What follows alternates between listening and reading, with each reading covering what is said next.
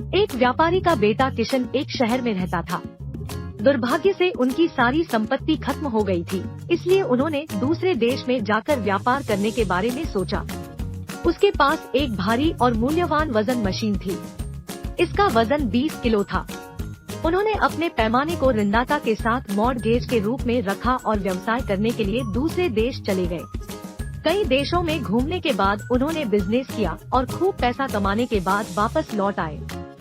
एक दिन उसने व्यापारी से अपना कौशल वापस देने के लिए कहा। व्यापारी ने बेईमानी का रास्ता अपनाया और उसने कहा, भाई क्या आप जानते हैं कि आपके कौशल को चूहों ने खा लिया था। व्यापारी पुत्र ने मन ही मन कुछ सोचा और ऋणदाता से कहा, सर जब चूहे तराजू खा गए हैं तो आप क्या कर सकते हैं। नदी में स्नान करने जा रहे हैं। यदि आप अपने बेटे को मेरे साथ नदी में भेजते हैं तो यह बहुत आशीर्वाद होगा। ऋणदाता को अपने भीतर डर था कि व्यापारी पुत्र उस पर चोरी का आरोप न लगा दे।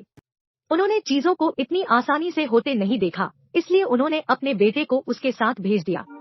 स्नान करने के बाद व्यापारी के बेटे ने गुफा में लड़के को मारा।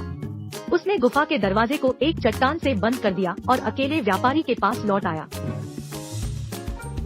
ऋणदाता ने पूछा कि आपने मेरे बेटे को कहाँ छोड़ दिया। जब हम नदी के किनारे बैठे थे, एक बड़ा बाज आया और अंदर घुस गया और आपके बेटे को ले गया। और ऐसा ही हुआ। तुम झूठे और चालाक हो। एक बाज इतने बड़े लड़के को कैसे ले जा सकता है। तुम मेरे बेटे को वापस लाओ, नहीं तो मैं तुम्हारे बारे में राजा से शिकायत करूँगा और वे तुम्हें सलाखों के पीछे डाल देंगे। सब ठीक है, चलो चलते हैं। दोनों न्याय पाने के लिए कोर्ट पहुँचे। ऋणदाता ने किशन पर अपने बेटे संकेतों को रखे जिन्हें आपको वापस करना होगा। ऋणदाता ने वापस नदी के किनारे बैठा था जब एक बड़ा बाज उछला और उड़ गया। उधारकर्ता लड़के को अपने पंजे में पकड़ लिया। मैं उसे वापस कहाँ लाऊं? आप झूठ बोल रहे हैं। एक बाज इतने बड़े लड़के को कैसे ले जा सकता है? मैं अभी सच्चाई जानना चाहता हूँ। अगर 20 किलोग्राम वजन वाले मेरे लोहे के पैमाने को सामान्य चूहे इसे खाकर पचा सकते हैं, तो एक बाज भी हमारे उधारदाताओं को छीन सकता है। लड़का, क्या आपको ऐसा नहीं लगता? यह सब क्या है श्री लिंडर?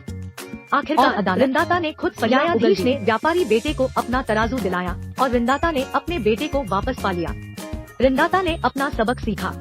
क्या आपने यह देखा दोस्तों? अपनी सूझबूझ की वजह से किशन को अपना तराजू कैसे वापस मिला। इस